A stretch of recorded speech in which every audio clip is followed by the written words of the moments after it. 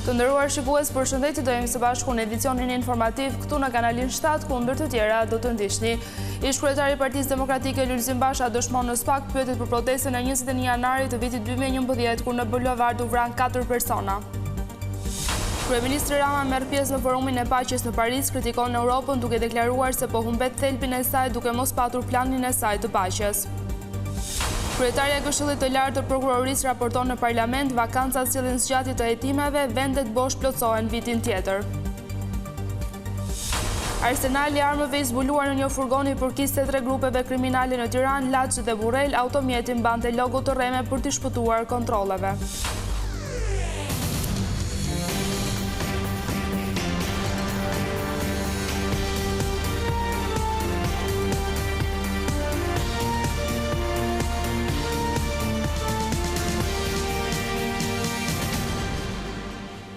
Njemi qërësisht me zhvillimet kryesore të ditës së sotme. Lulzim Basha u paraqit pas ditën e kësaj të enjtej në prokurorinë e posaçme. Burimet bën të ditur se ai u pyet nga hetuesit për afro një orë për dosjen e 21 janarit. Në protestën e vitit 2011, ku u vran 4 persona, ish kreu i Partisë Demokratike ka mbajtur detyrën e ministrit të Brendshëm. Ish-kryetari i Partisë Demokratike Lulzim Basha dëshmoi në SPAK për 21 janarin. Ai u përgjigj fletëthirrjes së prokurorit të posaçëm Alfred Shehu, i cili po heton vrasjen e 4 protestuesve në bulevardin Dëshmorët e Kombit, pasi gjykata e Strasburgut e konsideroi ngjarjen krim shtetëror. Lulzim Basha dha shpjegime si ministri i Brendshëm i kohës në vitin 2011. Ish kreu i PD-s, tashmë drejtuesi demokratëve Euroatlantik, i kurseu komentet pas daljes. Jam thirrur si person që ka dieni për një çështje në hetim. Për 21 janarin? 21 janarin, zoti Basha? Informacionin se për cilën çështje jam thirrur, ju lutem ta merrni drejt për drejt te institucioni, sepse ligjërisht duhet të respektoj sekretin hetimor. Në korrik të vitit të kaluar, SPAK nisi hetimet pasi gjykata e lartë e urdhëroi prokurorinë antikorrupsion të ndërmarrë veprime hetimore. Ka qenë gjykata e të drejtave të njeriut që në vendimin e marrë kërkoi të hetohet roli i të gjithë zinxhirit shtetëror të kohës, ku përfshihet edhe ai ish kryeministrit Sali Berisha. Çështja u ndoq nga familjarët e 2 protestuesve të vrarë, Hekuran Dedës dhe Ziver Veizit. Më herët SPAK ka marrë dëshmitë e ish deputetëve Arben Çuko, Xhemal Qefalia, ish drejtori të policisë Hysni Burgaj, ish numri 2 i këtij institucioni Agron Kuliçaj dhe protestues që kanë dëshmuar të shtënat mbi ta. Europa e sotme, sipas kryeministrit Rama, po humbet thelbin e saj duke mos patur një plan për paqen. Gjatë një forumi të organizuar në Paris, Rama nënvizoi se Bashkimi Evropian duhet të ketë autonominë e tij dhe një diplomaci më aktive. Nga forumi i paqes që u organizua në Paris, kryeministri i Shqipërisë Edi Rama deklaroi se roli i Evropës po humbet rëndësinë ditë pas dite, duke theksuar se Shtetet e Bashkuara po marrin më shumë iniciativa për paqen në Europë se sa vetë kontinenti i vjetër. Europa duhet të ketë autonominë e saj së paku. Unë besoj pavarësinë e vet, por së paku autonominë e saj, politikën e saj të jashtme, planin e saj të paqes dhe të bëj luftën. Unë nuk po them rresht luftën, unë nuk po them t'i japim Putinit gjithçka ka marrë, gjithçka do. Jo, nuk po them asgjë të tillë. Po them bëje luftën, por përgatitur për paqe. I pyetur mbi veprimet e ndërmarra nga presidenti i SBA-s Donald Trump, kreu i qeverisë shqiptare, përshkroi atë si planin e Zotit për të zgjuar Europën dhe për ta rikthyer në vëmendjen e botës. Ajo çfarë ka ndodhur në Shtetet e Bashkuara të Amerikës në krye të këtij viti, dhe po flas për Donald Trump atë që Donald Trumpi e përshkroi si plani preciz i Zotit për ta shpëtuar në mënyrë që të shpëtonte Amerikën. Është, sipas meje, diçka që nëse Zoti kishte vërtet një plan, pjesë e këtij plani ishte edhe të zgjonte Europën. Në formën e batutës, Rama komentoi dhe luftën tregtare mes SBA-s dhe Kinës, ku shpeshherë presidenti Trump ka vendosur tarifa reciproke për disa grupmadra që SBA importon nga Kina. E dini atë thënien? Kur Amerika të shtin, bota kollet. Kur Kina testin, bota futet në karantinë, kështu që duhet të bëhen bashkë për më të mirën e botës, sepse testin dhe mund ta përballojnë, po ne se përballojmë dot as të kollemi e as të futemi në karantinë për shkak të tyre. Rama u ndal edhe te integrimi i Ballkanit Perëndimor, duke theksuar si një Europë më fortë është një Europë më e madhe me më shumë vende anëtare. Kërkesa e opozitës për shkarkimin nga detyra të kreut të parlamentit u rrëzua me votat e mazhorancës. Partia Demokratike akuzoi Niko Peleshin se shkeli rregullore në seancën e prezantimit të qeverisë së re, por sipas socialistëve ishin demokratët që shkaktuan kaos në kuvend. Niko Peleshi do të vijojë të jetë kryetari i parlamentit të Shqipërisë. Me 79 vota kundër dhe vetëm 10 pro, parlamenti rrëzoi kërkesën e opozitës. 79 vota kundër, 10 vota pro, 0 abstenim. Projektvendimi nuk miratohet.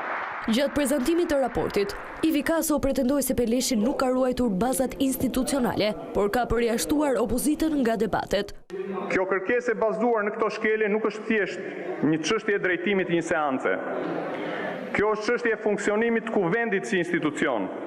Është një çështje e respektit ndaj kushtetutës. Është një çështje e mbrojtjes së demokracisë. Ai ka zgjedhur të jetë zgjatimi i vullnetit kryeministrit dhe kjo nuk ka ndodhur rastësisht, por ka ndodhur sepse ai ka pranuar me dëshirë këtë rol. Përgjigjen e mori nga vet Peleshi, i cili rikujtoi dhe kohën që kanë marrë deputetët gjatë seancave. Shkaku i vërtet nuk jam unë. Nuk është favorizimi një krau politik kundër një krau tjetër.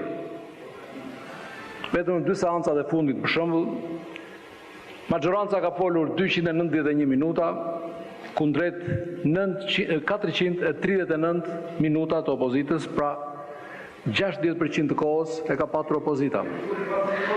Shkaku që na sjell në këtë procedurë është fryma antagoniste dhe përçarse, nga e cila nuk heqim dot dorë. Në mbështetje të Peleshit ishte Damian Gjiknuri, i cili akuzoi opozitën për kaos. Mendoj që pozicioni i tij i vështirë kur kaosi mbizotron mbi rendin ka bërë të mundur që ai i detyruar për qëllimin e lartë që kishte kuvendi për miratimin e programit të qeverisë të ndërpres seancën, por nuk dikton dhe nuk mëshiron apo nuk i atribuohet asnjë shkelje e karakterit kushtetues. Por ndonë se kërkuan shkarkimin e tij, rezultati solli vetëm 10 vota kundër. Arsyen për këtë e sqaroi kryedemokrati Sali Berisha jashtë parlamentit. Shithet të 2 raportet dhe pastaj pas raporteve votohej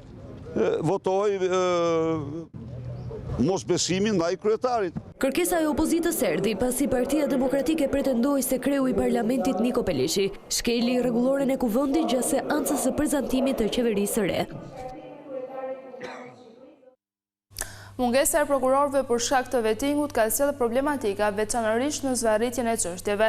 Shqetësimin e ka ngritur në parlament kryetaria e Këshillit të Prokurorisë Mirela Bogdani. Sipas saj, situata mund të përmirësohet vitin e ardhshëm me emërimin e hetuesve të rinj. Vakancat në institucionet e drejtësisë janë shkaku kryesor i zgjatjes së proceseve hetimore. Gjatë raportimit vjetor në parlament, kryetaria e Këshillit të Lartë të Prokurorisë Mirela Bogdani bëri me dije se është kërkuar dhe asistencë nga BE për menaxhimin e dosjeve. Kemi kërkuar nga asistencë nga një projekt i Bashkimit Evropian me cilin bashkëpunojmë që të targetojmë ose të paktën të kemi një studim për mënyrën nëse për një strategji ose disa hapa që mund të ndjekim për të ulur backlogun, pra ngarkesën e prapambetur të dosjeve në prokurori. Bogdani shtoi se stafi pritet të shtohet brenda 2 viteve të ardhshme. Për vitin 2024, numri i prokurorëve në detyrë ka qenë 218 nga 341 që parashikohet të jenë në sistem, ndërkohë që aktualisht kemi 284 prokuror, kemi 57 vakanca të përhershme dhe 39 vakanca të përkohshme. Më lejoni t'ju theksoj që 57 vakanca të përhershme planifikohet që të mbyllet në arkun kohor të 2 viteve e gjysmë pasi të emërohen. Kryetaria e KLP ju përgjigj dhe pyetjeve të deputetëve, sa i përket kritikave të kryeministrit Edi Rama për disa vendime të prokurorëve apo gjykatësve. Siç e përmenda, të gjitha vendimet, të gjitha hetimet, të gjitha proceset mund të komentohet, nuk ka asnjë problem lidhur me këtë. Natyrisht brenda kuadrit etik brenda atyre garancive. Sa i përket sigurisë së përfaqësuesve të drejtësisë, Bogdani shtoi se në vitin 2024, 11 prokuror kanë kërkuar mbrojtje të plotë për ta dhe familjen, ndërsa gjatë këtij viti, mbrojtje kanë kërkuar vetëm 7 prokuror.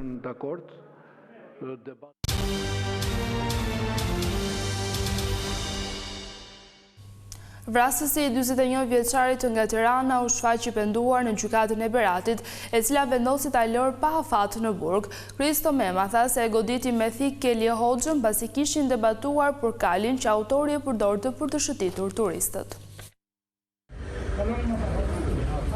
Gjykata e Beratit ka lënë në burg Kristo Memën, autorin e vrasjes së 41 vjeçarit nga Tirana, Keli Hoxha, pas konfliktit për kalin. Autori ka shprehur pendes para trupës gjykuese dhe ka deklaruar se gjithçka ndodhi në gjaknxëtësi e sipër, pasi Hoxha sipas tij e kishte ofenduar dhe shar nga familja. Në sallë ai u ka kërkuar falje dhe familjarëve të viktimës. Prokurori i çështjes Renato Tosku ka kërkuar masën e sigurisë arrest me burg për veprën penale vrasje. Pasi ka dëgjuar edhe avokati mbrojtës të autorit, gjyqtari Renis Bega e ka cilësuar të ligjshëm arrestimin e tij, duke e lënë atë në burg. Ngjarja ndodhi mbrëmjen e 28 tetorit në Kalane e Beratit. Debati nisi pasi Keli Hoxha i kishte prekur kalin, të cilin autori e përdorte për të shëtitur turistët rreth kalas, kundrejt një pagese. Autori nxorri thikën që e mbante fshehur në samarin e kalit dhe e goditi 41 vjeçarin. Më pas Kristo Mema shkoi në banesë, lidhi kalin në kasolle dhe pasi mori ushqime me vete, u fsheh në një nga shpellat e kalas për të i shpëtuar policisë. Viktima Keli Hoxha, 42 vjeç, banues në Tiranë, nuk mundi dot t'i mbijetoj plagëve të marra dhe gjeti vdekjen sapo mbërriti në spitalin rajonal të Beratit. Autori u kap disa orë më vonë i fshehur në shpellën e Memecit, pranë kishës së Shën Mohillit. Kristo Mema, që mbante edhe emrin Konstantin Hoxhaj, ka kryer një vrasje edhe në vitin 1993 në Berat, por pas ngjarjes ishte larguar në Greqi për rreth 25 vjet, ku kishte ndërruar edhe emrin. Për këtë vrasje ai nuk ka bërë asnjë ditë burg, pasi vepra penale ishte parashkruar. Arsenali i armëve i zbuluar në zemër të Tiranës besohet se i përket 3 grupeve kriminale në Tiranë, Laç dhe Burrel, njëri prej të cilëve i goditur pak kohë më parë nga Spaku. Pronari i furgonit ku u gjetën armët mohoi të kishte dieni, por mjeti i tij mbante logo të rreme për të shpëtuar kontrollit të policisë. Eugert Sino, 34 vjeçari arrestuar pas zbulimit të arsenalit të armëve në rrugën Myslim Shyri në Tiranë, ka mohuar akuzat për përfshirje në veprimtarinë kriminale.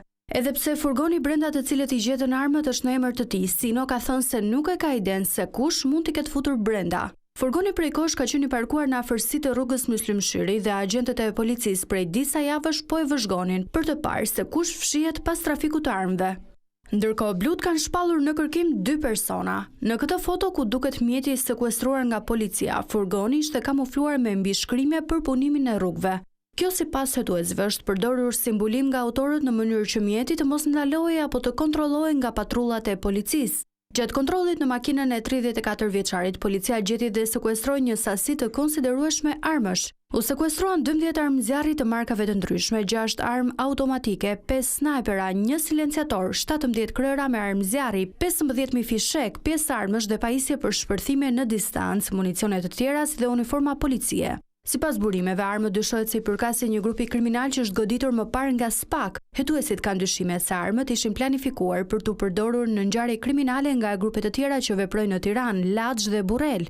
Armët e sekuestruara rezultojnë të jenë të reja dhe dyshohet se janë trafikuar nga Kosova. Këto janë pamjet nga kamerat e sigurisë kur 32 vjeçari Hajri Bajramaj merr përpara me Porschen e tij 17 vjeçarin Leandro Shameta, i cili po kthehej nga puna për në shtëpi.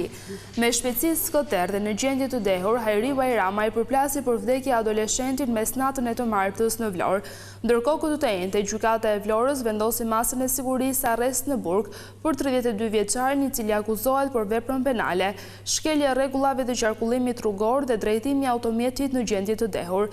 Gjatë seancës ai kërkoi falje për ngjarjen, ndërkohë jashtë gjykatës ishin të pranishëm edhe familjar të 17 vjeçarit që humbi jetën në aksident.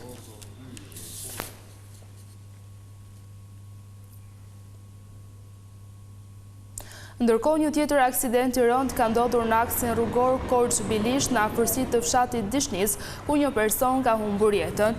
Një automjet ka përplasur një motociklet pranë një karburanti. Përplasja ka qenë e fortë dhe ka shkaktuar lëndime të rënda për drejtuesin e motocikletës, i cili ka ndërruar jetë në vend të ngjarje. Dyshohet se shpejtësia e lartë, mungesa e ndriçimit dhe sinjalistikës në këtë segment rrugor kanë favorizuar aksidentin.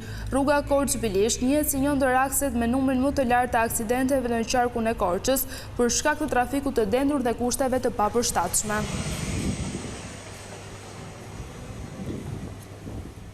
Të nderuar shikues, ishte gjithçka e përgatitur për këtë edicion informativ. Bashkëndajemi këtu, natën e mirë.